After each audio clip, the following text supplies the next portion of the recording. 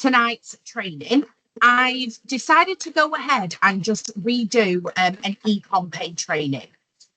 Couple of reasons. First reason is obviously we've got a lot of new agents starting on a weekly basis. Another reason is as we are getting more contracts, EComm Pay we're going to find is being used more and more. There is, of course, only those original suppliers that we had, the likes of Exotica and Expedia. I know there was Viator. I know there's a couple more that use customer cards directly, but the majority of the UK suppliers are EComm Pay and certainly will be EComm Pay going forward.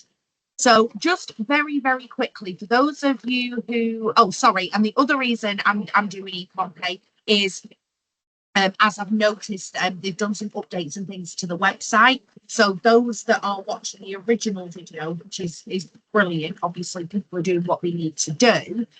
But I've had a couple of emails of people saying that since it's changed, they're not 100% sure on where to go for what. So I just thought we'll do a little bit of a refresher for people, bit more of a deep dive into it for those that are newer. And also for anybody who doesn't even know what EComm Pay is, for those of you that have been around a while, obviously we've thrown it around, we talk about it quite often. But for those that are newer, it just sounds like a word, really. So what EComm Pay is effectively a middleman for our payments. And when I say a middleman, so it's the suppliers that we can't pay direct. And obviously we don't want to be, there's really no way for us to take payments through the Archer UK bank account.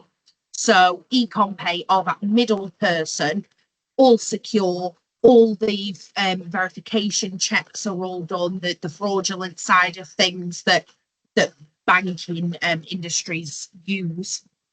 And it's a safe place to be able to take a payment. It gets stored in there. It then gets sent to the Archer UK bank account. And from there, we're able to pay the suppliers that you booked with. So that's exactly what it is. It's that middleman where the payment is taken through, the money is stored, and obviously, as I say, it's then sent over, paid to whoever it is that you've booked with. So I'm going to go straight into sharing my screen. And we will get, when it decides to work, there we go. Michelle, would you just be able to unmute yourself very quickly and let me know if you can see the EComm Pay screen that I'm sharing, please? Yeah, I can see it clearly. Perfect. Thank you very much. So first things first, once you sign up, obviously with Archer, as you may or may not know, again, I get a new agent list through on a weekly basis. So once I receive that, usually Wednesday/Thursday, the first thing I will do is send your details off to JTA because I do the registration, and also to EComm Pay again because I sort out your registration. I'll get you signed up for both of those. JTA respond to me with your login details and I send them out to you. EComm Pay will get in touch with you, will email you directly with your login details. If it still stands, again, obviously I'm going back a good few months when all of this was set up. If the same still stands, then please bear in mind, once you receive that email from EComm Pay, the link, I believe, is only valid for 24 hours. So you do need to get in there and get logged in, and if it's changing your password or whatever that might be. But please make sure that you do go into it. If you miss it, if it goes into your spam, whatever it might be, just get in touch with me and I will ask them to reset your login details. So once you've received those, of course, you can then go ahead and get signed in. So everybody's screen will look very similar to this. There isn't a huge amount that you need to know from here. Something that I do get asked quite often is if you're having a bit of a play around, which I'm sure people will, you will see all transactions. Now, unfortunately, this isn't something that can be changed. So as long as you are doing what you need to do in the way of these kind of details here, you're not going to go wrong. So what I mean by that is this one, for example, and obviously this isn't to anybody or anything like that, but what that says there is gold medal, full balance. We don't know who that's for. We don't have a reference number or anything to kind of go off. The one below has got first name and surname. Now, it was actually me that took this one, which is why I'm happy to go into it. What you can see when you go into that, so you've got the name of the client, the fact that it's the final payment. So it gives me an idea as to who I need to check. I can go into things a little bit further and look into some more information. So invoice number, booking reference, etc. But we'll go into that in a moment. So yes, please don't be frightened that you'll see all transactions. Just ensure that when you've taken a payment, you give it a minute or two, you press that refresh button at the top, and you just make sure that that's yours, so you know that it's been successful. So let's say we have made, let's use JTA because it also allows me to once again put out to everybody, please do not use the option on the JTA website that states pay by card. Always pay on statement. We've been unfortunately pulled up on it a few times, and they're just slightly starting to lose their patience with us, as I'm sure people can understand. So it has been put out on the Travel Cafe, it has been put out on Facebook, and I think it's probably been on the last 4, 5, 6 trainings.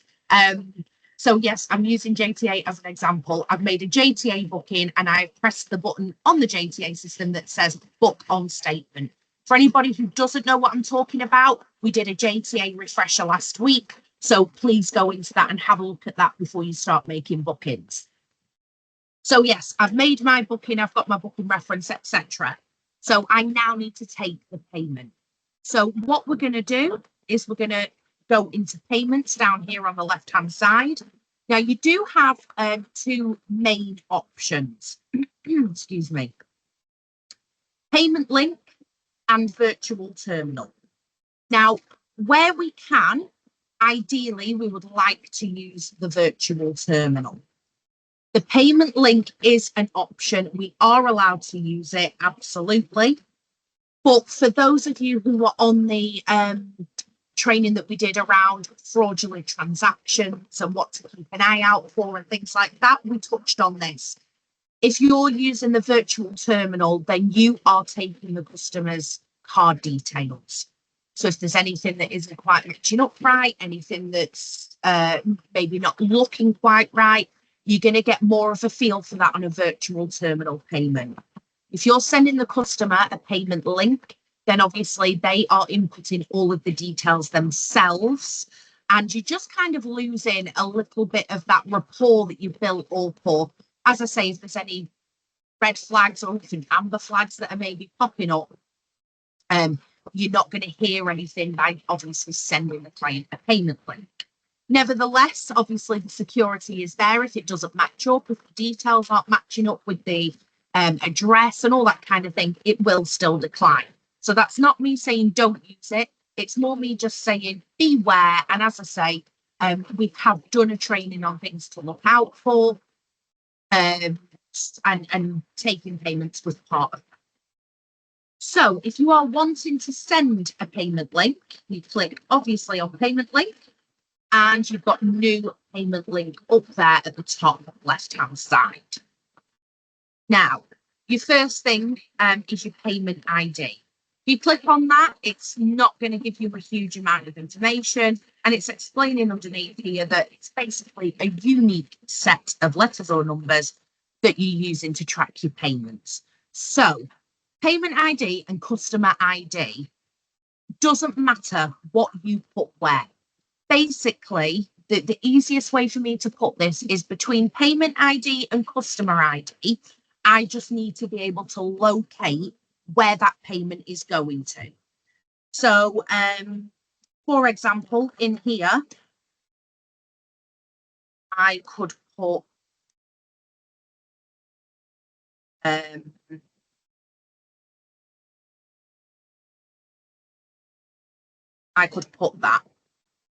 And then in this side here, I could put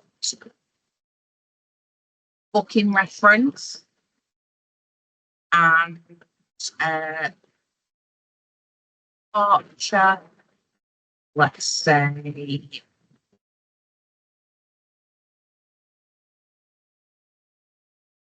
that every time I use the keyboard, it says that the voice quality is up. I could put that. On the flip side, I could put here.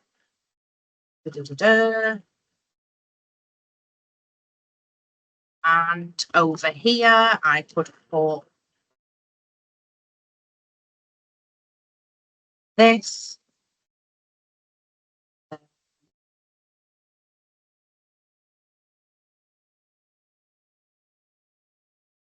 You see where I'm going with that. It doesn't actually matter.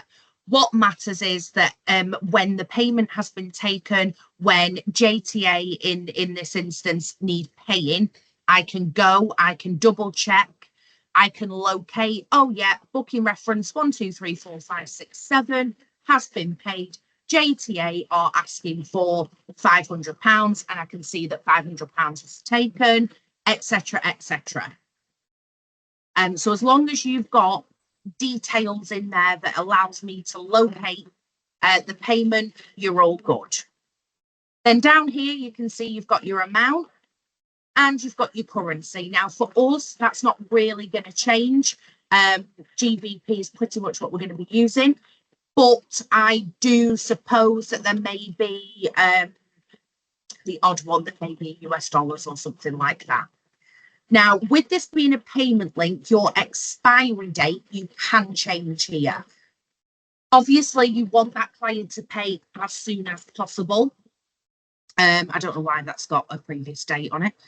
So today is the 1st of July. So if I were to put the 1st of July in, then they have until pretty much midnight, as you can see there, to make that payment. As I say, you can change that. Where you're going to get into funny territory is if I were to send this now to a client and I were to put the 4th of July down, for example, if that client pays on the 4th of July, then I'm pretty much guaranteeing that their holiday is A, still available, B, at the same price. And obviously, we all know how things work, and that just may not be the case. So I would use a payment link after having a discussion with the client that basically they're going to be pretty much paying it right now. And your project, never use demo stage because I'm sure that speaks for itself. That is just a demonstration. So you always want the other one. Your payment method, obviously that is going to depend, but 9 times out of 10, I'm sure that that's just going to be a card payment. And I don't need anything in here.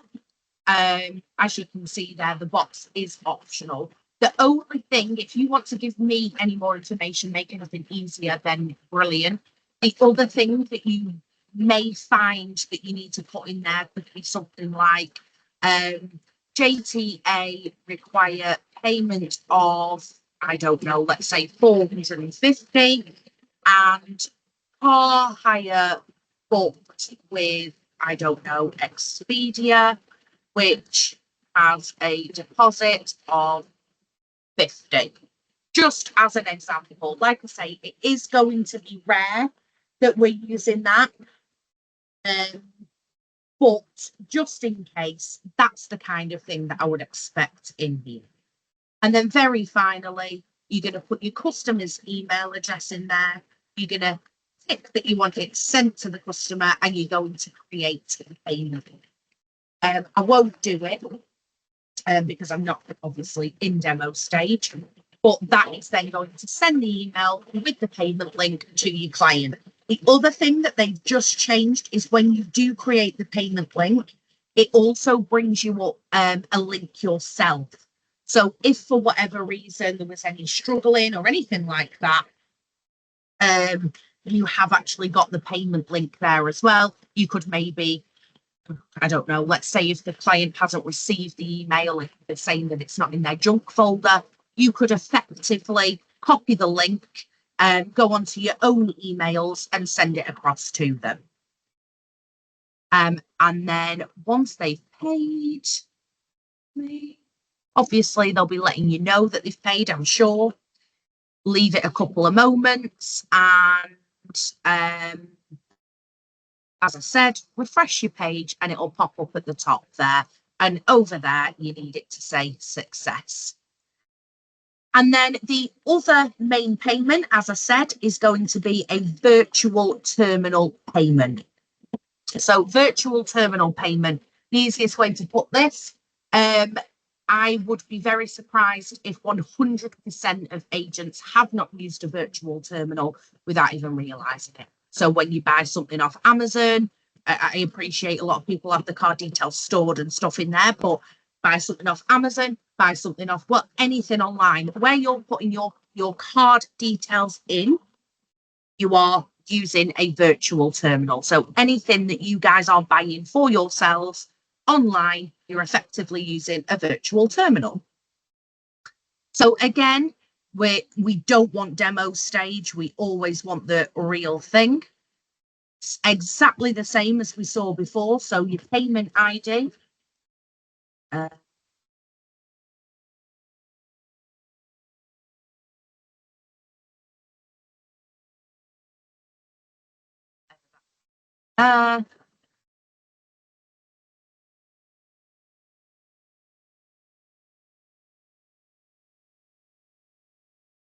Your Moto type is going to be telephone order. So obviously, you're not face to face with these people. And so it's a telephone order. Your payment method, again, is going to be a card payment. Apologies if there's any loud background noise. There seems to be a helicopter sounding like it's landing on my roof, just flying over. And your currency, and again, optional payment description box. So once you've popped those details in, you're going to press the apologies, just to let you know, silly things like this. So as you can see, there's a space after deposit, not allowed. So then you're going to click pay now. And you'll then be presented with this box. All you're then doing is popping the client's card details in. This is pretty much what the client's the client's page will look like if you are sending a payment link as well. So once you put those card details in there and the name, obviously, as it is on their card, you'll click pay. It will then come up with the address box. It will ask for the address that the card is registered to. And if all is well and good, you will then simply get a box that says successful up here. Just go back to your transactions, leave it a minute or two, press the refresh button, and it will come up. You can see here, again, I'm using this because it was me that took this payment. So you can see here that these were declined. And that was the address wasn't matching up. So if you get anything that says declined by ABS check, that is because of the address. Now, what I would do in that instance is I wouldn't necessarily go straight in and tell the customer that it's been declined because of the address. I would obviously say to them, I'm really sorry that has declined. And the first thing they're going to do is, wait, what? The money's definitely in there. No problem at all. Could it be anything else? Is the card definitely registered to that address? Not acting like you're aware as to why it's declined, but kind of putting it on them. And again, that's just tying in with that fraudulent side of things. Best before has expired. That is the payment links.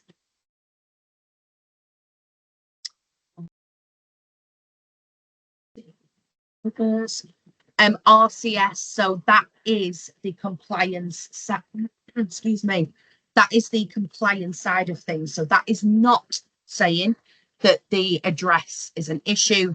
That's something a little bit deeper. By all means, get in touch with me, and we'll find out what's going on there. Now, as quick as that was, that is pretty much as simple as it is. You can't, as you can see from looking on there, excuse me, you can't really go wrong with it. If for whatever reason you need a refund or anything like that, please get in touch with me. I can form any refunds. But yeah, with regards to anything that you've done, let's say wrong, so one of these, you're not allowed to have like special characters. I'm not saying you would have special characters, but one of them, you can't have things like dashes. Never remember which one it is anyway. So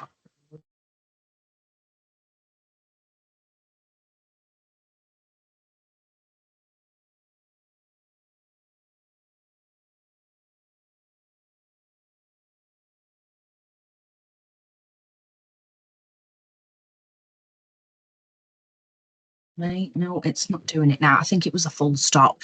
Either which way, as you saw earlier when I had a space at the end there, it actually tells you what the problem is. So spaces aren't allowed. I remember once upon a time, I think I'd put a departure date as with dots in it or something. And again, it will just tell you that you've gone wrong somewhere. So in that respect, there's nothing that you can do wrong. Obviously, you are double checking how much you need to pay prior to actually taking the payment. So you can't really go wrong there either.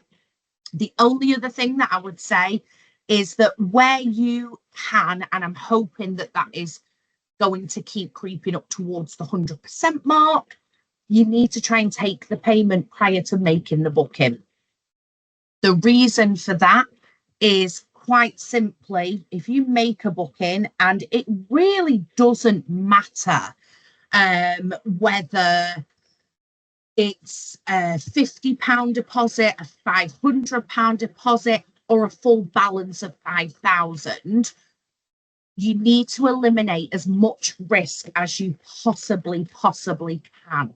So if I make a booking with JTA and it does so happen to be, let's say, £5,000 in this instance, and I then try and take the payment and I've got problems with it and it's declining and we don't know for what reason, the address is right, whatever it may be, you've made a booking, you've accepted that booking and you've accepted that payment.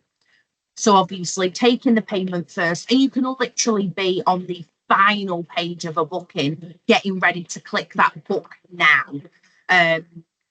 You know, as you can see here, effectively, we could probably get this payment done, I would say beginning to end, in maybe 3 minutes. And I do think that that's realistic. JTA deposit, I'm saying 1829 just to let you know.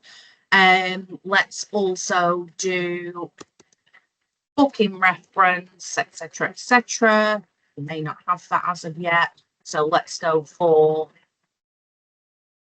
departure date.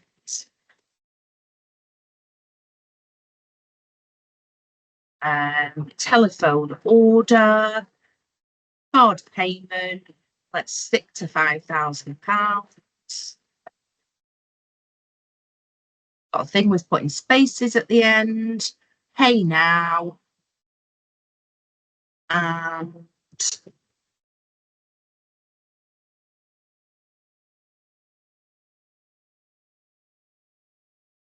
I'm doing this purposely for a reason. And then you're asking your client when the card is valid too.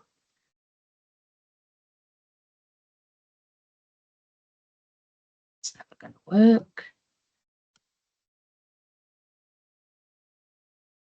And you're asking them for the last 3 digits on the back. And you are asking for the name on the card. And then you're going to press the pay button.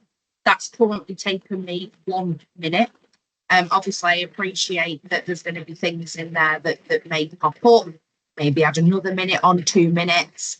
Then the address that the card is registered to may take you another minute to actually type those details in. So as I say, realistically, maybe 3 minutes for that transaction. Nothing is going to happen to your system in that 3 minutes. If you're on that final booking page of JTA, gold medal, TUI, whatever it might be, stop where you are before pressing the book button, pop in the payment details, ensure that that goes through, and then all you're literally going to be doing is going from there to there, for example, pressing book, and that's that done and dusted. So yeah, as I say, it's just eliminating as much risk as possible, and that's for yourselves. Making sure that you guys are obviously doing what you need to do. Where's my speaker? There we go. So yeah, ensuring that you guys are doing what you need to do, eliminating, as I say, just any risk at all, but still knowing that you are literally 5 seconds away from that screen that just says, yeah, book it, done and dusted, you've made the payment, there's nothing to worry about, all sorted. So, and like I say, it's quite quick. Once you get used to it, I think from speaking to people, the main issue or blocker is more than anything confidence. You're taking someone else's money, you're using someone else's card details, you are using a system that you're probably not very au fait with, haven't used before, you know. So it's just a little bit daunting, maybe a little bit overwhelming. But obviously, the more clients you get, which we're hoping for time and time again, the more you're going to get used to this kind of system. And as I say, you can see that it really is relatively easy. Having said that, I think pretty much most agents that have used the system for the first time will either email me to give them a call, or they'll ring me, and basically, even though obviously I'm not there in person, just having me at the end of that phone as they're going through it seems to have happened, like I say, pretty much with most people if they're taking the first payment. That's no problem at all. No issue whatsoever. Email me, ask me to give you a ring, give me a call, whatever it might be. And if that helps people and makes people feel more comfortable, but also puts the trust into yourself, more than happy to do that. Yes. So the issue we've had with JTA is that they've got 2 options on their site. This is why I keep using them as an example. So on their website, when you're making a booking, they give you 2 options. It says pay on account, or it says, or pay on statement, sorry. These terminologies all pretty much mean the same thing. Pay on statement, pay on account.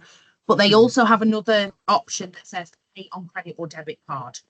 Okay. But we're not actually allowed to pay on credit or debit card. Yeah, of course. Okay.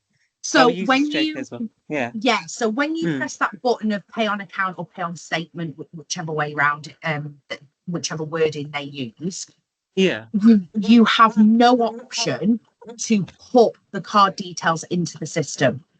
Okay. So it removes, all you're going to get is literally enter your client's details for the booking, but you will find nowhere on that screen where you can put payment details in.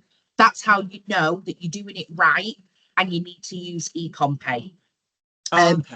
Gold medal, exactly the same. So when you, although they don't have the 2 options, so when you are going through, let's say you put holiday in the basket, if that's the right way to put it, and you are going through the booking stage, it will ask for your client's first name, surname, date of birth, passenger 2, first name, surname, date of birth, etc., etc. You're going to then get your overview. So you're going to double check everything that you're booking, make sure everything's right. Your costing is there, your deposit is there. And then all you're going to see is book now. Okay. Right. You will not see anything anywhere that you can possibly put card details in. So again, you know that you need to pay with EComm Pay. Okay. That's fair enough. TUI is the same. Royal Caribbean / obviously Celebrity, etc. Exactly the same. MSC cruises. As I say, as we go on, we're going to find this more and more because the UK travel industry just doesn't massively use clients' credit cards directly. Yeah, it's true. Yeah. So perfect. So yes, you do use it for JTA. It's just highly unfortunate that there's no facility to remove that button that says pay on credit card, pay on debit card. It's the easiest option. It really is the easiest option, but forget that it's there. Okay. Yes. So if you've got no other questions or anything, Michelle. No, I can't think of anything because when I come to that stage, hopefully when I get my first booking, I can come back to you and just ask, just in case for a bit of guidance. Absolutely. So I'm happy with what you said. Perfect. Brilliant. Oh, I'm glad, and it seems easy enough, does it? Yeah, it does seem straightforward. It seems user friendly as well. So that's good. That's good. That's perfect. Yeah. And do you know the other thing as well, just before I do let you go, is the other thing to note is that they do have a really, really good team, EComm Pay themselves. They're quite a small team, I will admit, but they're great. So if I were to reach out to them, in fact, it happened only a few weeks ago, in the fact that an agent came to me and she said, listen, I've used EComm Pay enough. I know exactly how to use it. For some reason, this client's card is not going through. They're actually a friend of mine. They moved out to Dubai a few years ago. She's tried 3 different cards in case there was a problem with her card. Her payment just will not go through. So obviously I was scratching my head as well. Emailed out to EComm Pay, and literally within 10 minutes, they were back to me. Oh, I can tell you exactly what the problem is. The UAE, United Arab Emirates, are on our closed list. If her card is registered in Dubai where she lives, that's exactly why you can't take the payment. And that was literally within 10 minutes. Oh, brilliant. Yeah, they're really responsive.